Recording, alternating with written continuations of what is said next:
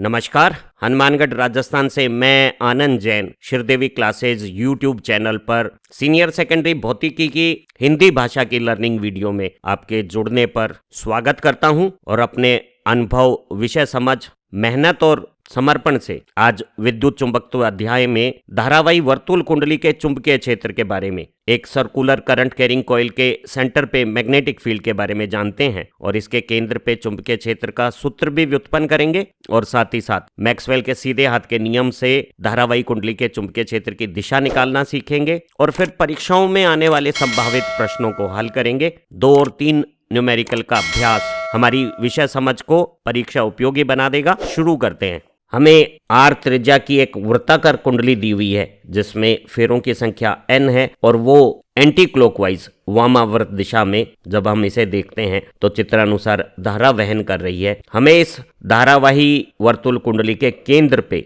चुंबकीय प्रेरण B का मान ज्ञात करना है। जब हम बायोट और सावर्ट का नियम इस्तेमाल करते हैं तो एक अल्प धारा लंबाई के कारण किसी प्रेक्षण बिंदु पर बनने वाला अल्प चुंबकीय प्रेरण का मान जब हम इस सूत्र से निकालते हैं तो यहाँ ये थीटा धारा अल्पांश जो कुंडली की परिधि पे हमने लिया है और दूरी सदिश जो प्रेक्षण बिंदु को धारा अल्पांश से जोड़ रहा है उनके बीच का ये कोण है और स्मॉल r धारा अल्पांश से प्रेक्षण बिंदु की दूरी है। एक वर्तुल कुंडली के लिए केंद्र पर स्थित प्रेक्षण बिंदु के लिए परिधि के सारे अवयवों के लिए प्रेक्षण बिंदु की दूरी स्मॉल r हमेशा कैपिटल R के बराबर होगी और परिधि और त्रिज्या के बीच में कोण थीटा हमेशा 90 डिग्री होगा और जब थीटा 90 डिग्री है तो साइन थीटा का मान 1 होने से एक अल्प धारावाही लंबाई का कुंडली के केंद्र पे चुंबकीय प्रेरण का मान μ0/4 पाई I delta upon R square हो गया है, जहां म्यू जिस माध्यम में अध्ययन किया जा रहा है उस माध्यम की चुंबकीय पारगम्यता है और अगर ये हवा माध्यम हो तो ये μ0 हवा की चुंबकीय पारगम्यता जिसे हम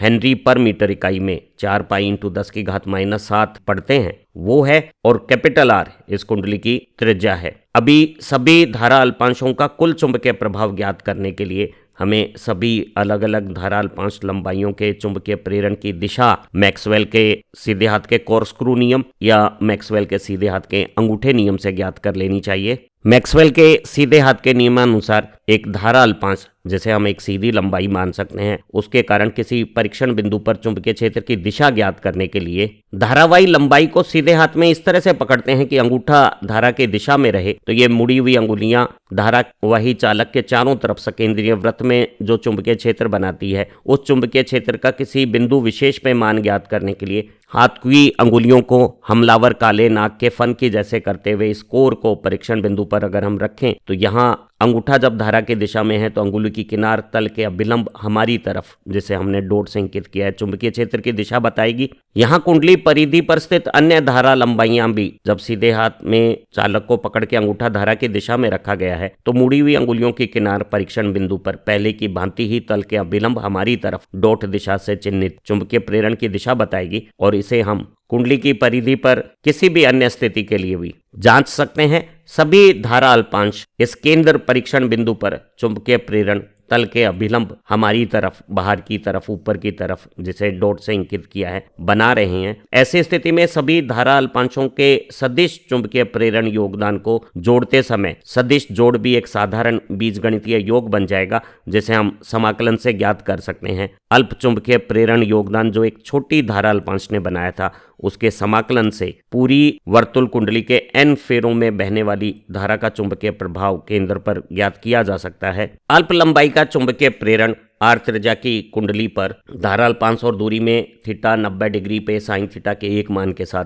ये μ0 I delta L upon 4 pi R square मान रखता था और दिशा तल के अभिलंब हमारी तरफ बनाता था। सभी परिधि अवयवों के लिए केंद्र के प्रेक्षण बिंदु हेतु धारा अल्पांश और प्रेक्षण बिंदु के बीच की दूरी कैपिटल R और धारा I नियत होने के कारण उन्हें समाकलन से जब बाहर ले लेते हैं तो ये समाकलन सिर्फ लंबाइयों का समाकलन रह जाएगा और n फेरों की इस कुंडली के लिए एक फेरे की परिधि 2 पाई R है तो n फेरों की कुल लंबाई n 2 पाई R के लिए जब हम इसे समाकलन करेंगे तो डेल्टा L का समाकलन L हो जाएगा और सीमाओं के साथ इसका मान n गुना 2 पाई R हो जाएगा। यहाँ 2 पाई 4 पाई से काटने पर नीचे सिर्फ 2 रह जाएगा और अंश और हर में जो त्रिज्या आई है वो 1 आर कटने पर हमारा परिणामी चुंबकीय प्रेरण N फेरे और I धारा की R त्रिज्या वाली कुंडली के केंद्र पे μ0 Ni/2r टेस्ला हो जाएगा। कुंडली के तल पे चुंबकीय प्रेरण का मान केंद्र बिंदु पे सर्वाधिक आएगा, क्योंकि केंद्र बिंदु पर सभी धारा अल्पांश थीटा 90 के साथ साइन थीटा के एक मान के साथ अधिकतम चुंबकीय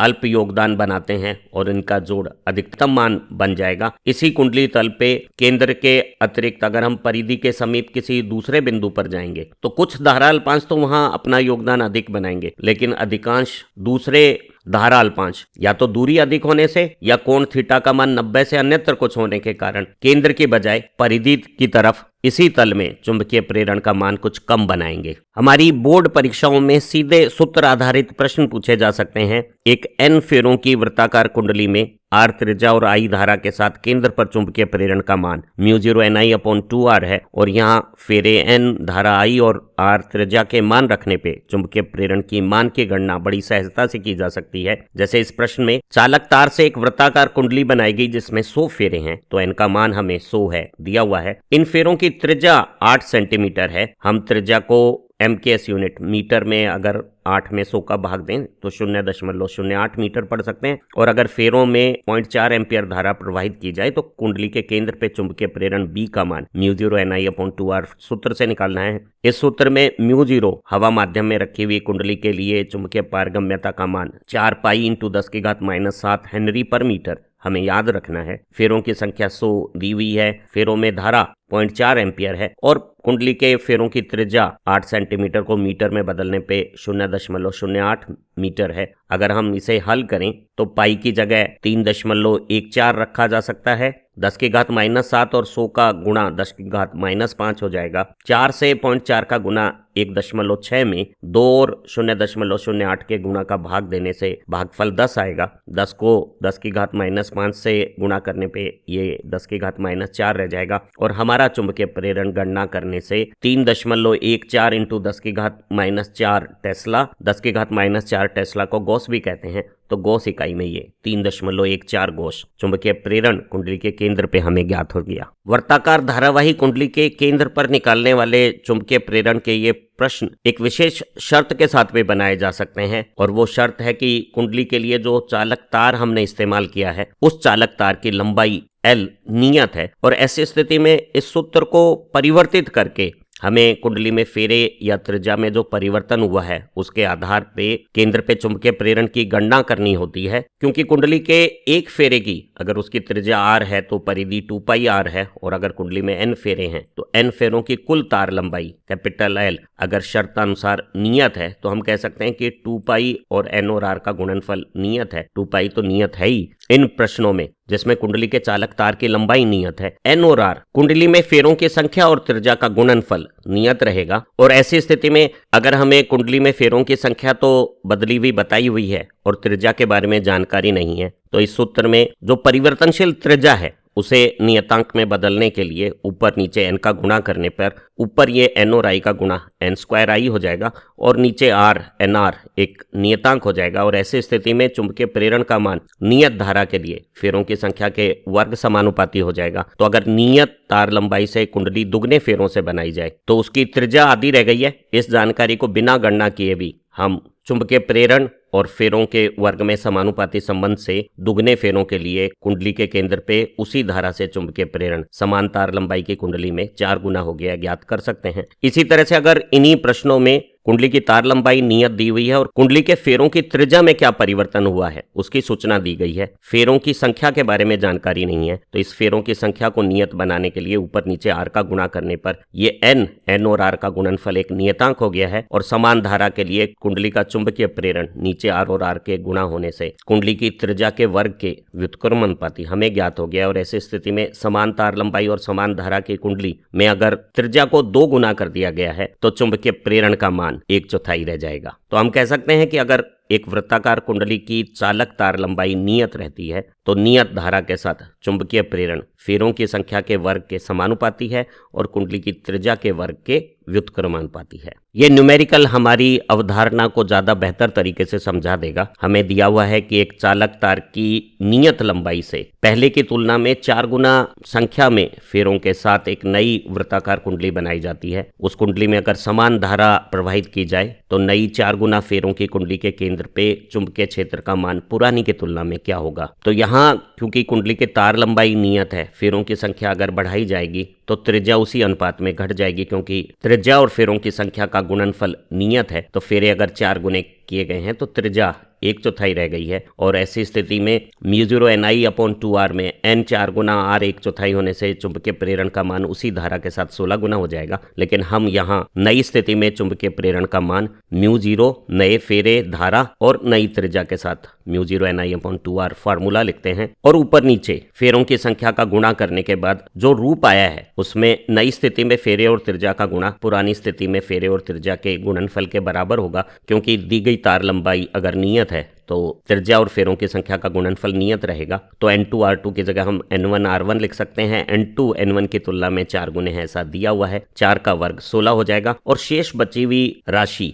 μ0 n1I/2r1 पुरानी कुंडली का चुंबकीय प्रेरण है। तो 4 गुना फेरा करने पर चुंबकीय प्रेरण 16 गुना हो गया है। इसे हमने समझ भी रखा था कि अगर कुंडली के तार की लंबाई नियत रहे तो चुंबकीय प्रेरण का मान फेरों की संख्या के वर्ग के समानुपाती है। फेरे 4 गुने हुए हैं तो 4 का वर्ग चुंबकीय प्रेरण 16 गुना हो गया है। एक धारावाही कुंडली के कारण उसके चारों तरफ बनने वाले चुंबकीय क्षेत्र का चित्रण इन बल रेखाओं के द्वारा किया गया है, जो बता रहा है कि कुंडली के तल के समीप चुंबकीय बल रेखाओं का घनत्व या चुंबकीय क्षेत्र की फ्लक्स घनत्व का मान अधिक है और दूर जाने पे ये मान कम होता है। कुंडली के तल पे भी केंद्र बिंदु के समीप चुंबकीय प्रेरण का मान परिधि के किसी बिंदु के सापेक्ष कुछ अधिक मान रख रहा है। ये चुंबकीय बल रेखाएं इस कुंडली तल पे तल के अभिलंब एक सरल रेखा रूप रखती हैं और दूर जाने पे इनकी वक्रता में परिवर्तन आता है और वो स्वाभाविक रूप से बंद वक्र या पाश बनाती हुई रूप धारण कर लेती है। अगर एक कुंडली के तल के अभिलंब अक्ष के अनुदिश चुंबकीय प्रेरण को देखा जाए तो वो तल के अभिलंब तल के ऊपर केंद्र बिंदु पे अधिक मान का है। दूर जाने पे भी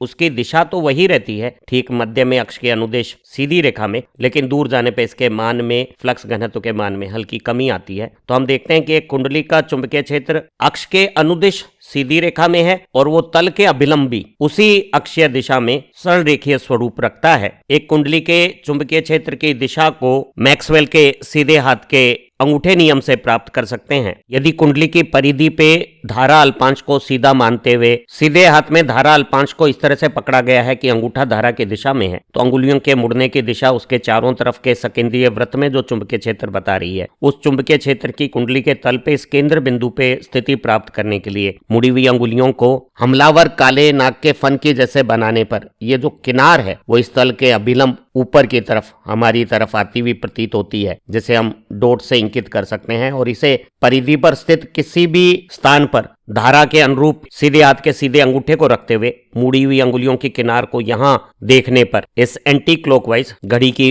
विपरीत दिशा में वामाव्रत धारा के लिए केंद्र बिंदु पर चुंबकीय क्षेत्र तल के अभिलंब बाहर की तरफ जिसे डॉट से इंकित किया है उससे प्रदर्शित किया जा सकता है। इसी तरह से कुंडली में धारा घड़ी के अनुरूप क्लॉकवाइज हो, दक्षिणाव्रत हो, तो किसी अल्पांश की दिशा में धारावाही चालक को पकड़ते हुए अंगूठे को धारा की दिशा में रखते हुए मुड़ी हुई अंगुलियों से अगर चुंबकीय क्षेत्र की दिशा प्राप्त करना चाहें तो कुंडली तल में केंद्र बिंदु पर ये मुड़ी हुई अंगुलियों की किनार तल के अभिलंब अंदर की तरफ चुंबकीय क्षेत्र की दिशा बताएगी और ये सारी धारा इस प्रेक्षण बिंदु को घेरा बनाती हुई किसी भी स्थान पर अगर हम सीधे हाथ के नियम का इस्तेमाल करें तो इस केंद्र बिंदु पे चुंबकीय क्षेत्र की दिशा मुड़ी हुई अंगुलियों की किनार से तल के अभिलंब ऊर्ध्वाधर अंदर की तरफ दिशा बताएगी। तो हमारी तरफ से देखने पे एंटी क्लॉकवाइज करंट वामाव्रत धारा तल के अभिलंब बाहर की तरफ और दक्षिणाव्रत क्लॉकवाइज धारा तल के अभिलंब अंदर की तरफ चुंबकीय प्रेरण बनाती है। एक धारावाही वृत्ताकार कुंडली या किसी भी ऐसी धारा जो किसी परीक्षण बिंदु को चारों तरफ से घेरती है, चाहे घेरा एंटी क्लॉकवाइज वामाव्रत धारा के साथ हो या क्लॉकवाइज दक्षिणाव्रत धारा के साथ हो, चुंबकीय क्षेत्र की दिशा मैक्सवेल के सीधे हाथ के एक दूसरे रूप से प्राप्त की जा सकती है हम देख रहे हैं कि धारा और चुंबकीय क्षेत्र का अंगूठे और अंगुलियों के साथ एक सामंजस्य है, समानता है। एक सीधे चालक की धारा जब सीधी है तो सीधे हाथ में अंगूठा जो सीधा है वो धारा की दिशा बताएगा। वहीं एक कुंडली के लिए या बंद पाश के लिए धारा जब मुड़ी हुई स्थितियों में है तो सीधे हाथ की मुड़ी हुई अंगुलियां धारा का रूप धारण कर लेगी, और सीधे चालक के लिए मुड़ी हुई अंगुलियां धारावाही चालक के चारों तरफ वृत्ताकार पाश में बनने वाले चुंबकीय क्षेत्र की दिशा बता रही है। वहीं एक वृत्ताकार कुंडली की धारा के बने हुए चुंबकीय क्षेत्र की दिशा जब सीधे हाथ की अंगुलियां धारा के अनुरूप मुड़ी हुई है तो ये अंगूठा तल के अभिलंब सीधे चुंबकीय क्षेत्र की दिशा बता रहा है। और स्पष्ट है जब धारा एंटी क्लॉकवाइज वामाव्रत है, अंगुलियों को वामाव्रत मोड़ा गया है, तो ये अंगूठा तल के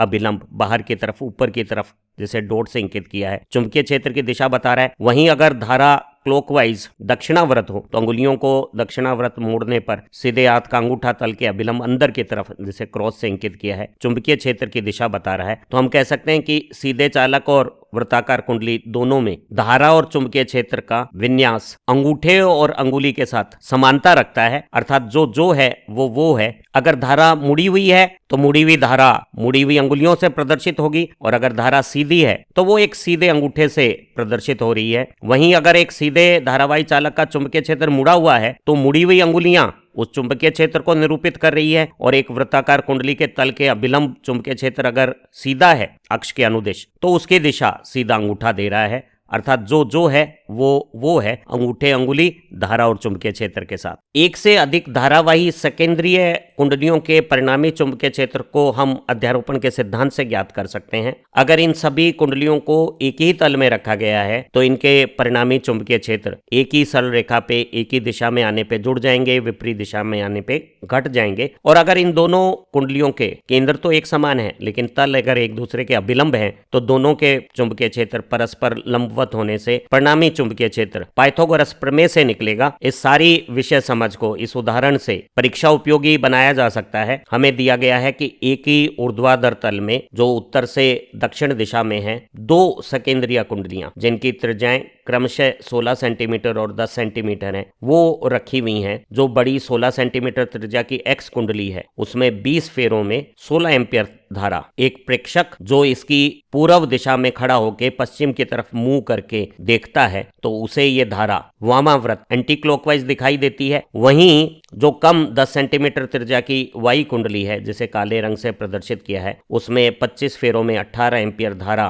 क्लॉकवाइज दक्षिणाव्रत स्थिति में है। हमें इन दोनों धारावाही कुंडलियों के कारण उभयनिष्ठ केंद्र बिंदु पर चुंबकीय क्षेत्र का परिणामी फ्लक्स घनत्व ज्ञात करना है। स्पष्ट है कि इस प्रेक्षण बिंदु पे दोनों जो धारा से घेरा बना रही हैं वो धारा घेरा परस्पर विपरीत दिशा होने के कारण इन दोनों के चुंबकीय प्रभाव एक दूसरे के विपरीत स्थितियों में होंगे, जिसे हम मैक्सवेल के सीधे हाथ के नियम से जांच सकते हैं। जो बड़ी त्रिज्या की एक्स कुंडली है जिसे हमने भूरे रंग से प्रदर्शित किया है जिसमें एंटी क्लॉकवाइज वामाव्रत धारा है, उस धारा के अनुरूप अगर हम सीधे हाथ की अंगुलियों को मोड़ लेते हैं तो सीधे हाथ का अंगूठा इस कुंडली तल के अभिलंब बाहर की तरफ, ऊपर की तरफ डॉट से प्रदर्शित चुंबकीय क्षेत्र बनाएगा। जहां वामाव्रत एंटी क्लॉकवाइज करंट का मैग्नेटिक फील्ड तल के अभिलंब बाहर की तरफ था, वहीं ये जो कम त्रिज्या वाली अंदर काले रंग से प्रदर्शित वाई कुंडली है जिसमें दक्षिणाव्रत क्लॉकवाइज धारा है उसमें चुंबकीय क्षेत्र की दिशा निकालने के लिए जब सीधे हाथ की अंगुलियों को धारा के अनुरूप मोड़ा गया है तो इस तल के अभिलंब अंगूठे की दिशा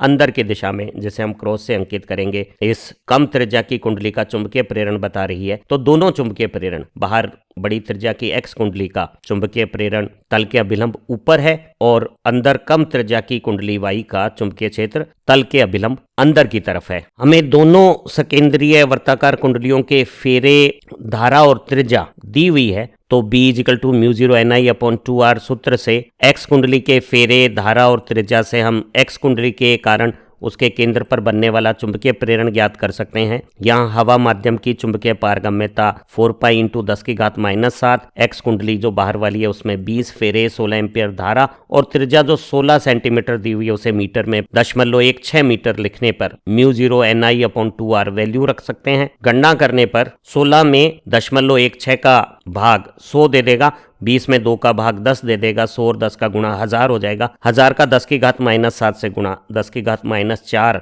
टेस्ला 4 पाई गुना हमारी एक्स कुंडली के कारण तल के अभिलंब बाहर की तरफ बनने वाला चुंबकीय प्रेरण हो गया है। इसी तरह से अंदर जो कम त्रिज्या 10 सेंटीमीटर की वाई कुंडली है जिसमें फेरे 25, धारा 18 एम्पियर और त्रिज्या 10 सेंटीमीटर या 0.1 मीटर है, उसका चुंबकीय प्रेरण μ0 Ni/2r से μ0 की जगह हवा की पारगम्यता 4 पाई इंटू 10 की घात -7, फेरों की जगह 25, धारा 18, त्रिज्या 0.1 मीटर रखने पर हल करने पर 25 का 4 से गुना 100, 0.1 का भाग देने से ये 1000 हो जाएगा, जो 10 की घात -7 को 10 की घात -4 बना देगा। 18 का आधा 9 पाई से गुणा होकर ये 9 पाई इंटू 10 की घात -4 टेस्ला चुंबकीय प्रेरण इस क्लॉकवाइज दक्षिणावर्त धारा के लिए तल के अभिलंब अंदर की तरफ हमें प्राप्त हो गया है। अब दोनों कुंडलियां एक ही तल पे एक ही केंद्र के साथ हैं, तो दोनों के चुंबकीय क्षेत्र एक ही अक्ष पे परस्पर विपरीत हैं, तो बड़े मान से छोटा मान घटा के हम परिणामी चुंबकीय क्षेत्र 5 पाई इंटू 10 की घात -4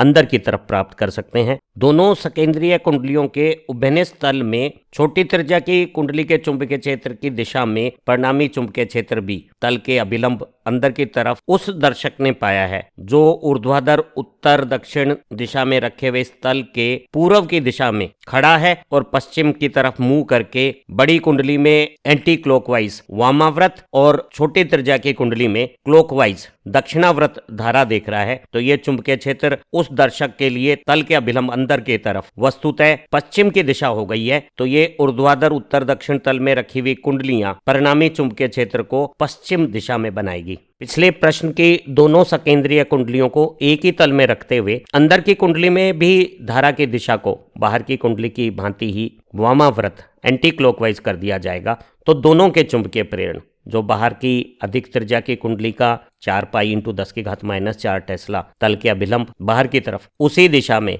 अंदर की कुंडली भी 9 पाई इंटू 10 की घात -4 टेस्ला का चुंबकीय क्षेत्र बनाएगी और दोनों चुंबकीय क्षेत्र एक ही दिशा में होने के कारण परिणामी चुंबकीय क्षेत्र जुड़कर 13 पाई इंटू 10 की घात -4 टेस्ला इस तल के अभिलंब प्रेक्षक की तरफ बाहर की तरफ आएगा। और प्रेक्षक क्योंकि इसके पूर्व में स्थित है तो हम कह सकते हैं कि परिणामी चुंबकीय क्षेत्र की दिशा पूर्व दिशा में 13 पाई इंटू 10 की घात -4 टेस्ला की हो जाएगी। अगर इसी प्रश्न में दोनों कुंडलियों को सेकेंद्रीय रखते हुए अंदर वाली कुंडली के तल को 90 डिग्री मोड़ दिया जाएगा, तो बाहर की कुंडली तो पहले की भांति ही तल के अभिलंब अपना चुंबकीय क्षेत्र 4 पाई इंटू 10 की घात -4 टेस्ला का बनाएगी। वहीं अंदर वाली कुंडली का वही फेरे, वही धारा और वही त्रिज्या होने के कारण पूर्ववत रहेगा, लेकिन इसकी दिशा इस कुंडली के तल के अभिलंब दूसरी कुंडली के चुंबकीय क्षेत्र के लंबवत हो जाएगी और ऐसी स्थिति में दो लंबवत चुंबकीय क्षेत्रों का परिणामी पाइथागोरस से अलग अलग चुंबकीय प्रेरण के वर्ग को जोड़ के वर्गमूल लेकर हम प्राप्त कर लेंगे और ये मान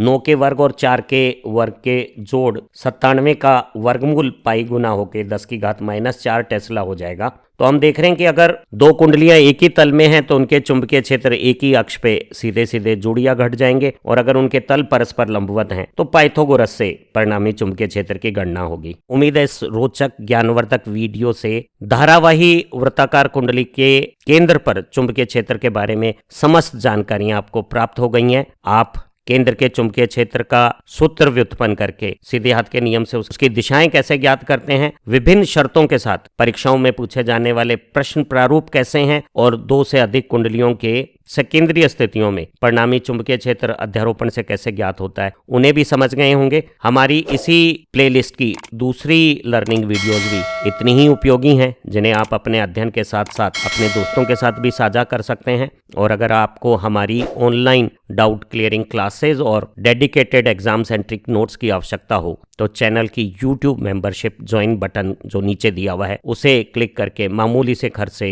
प्राप्त करें ताकि आपकी परीक्षाओं की सफलताएं ज्यादा ऊंचाइयां पाए। आप अच्छा पढ़ें, तरक्की करें। Have nice time. Thank you very much.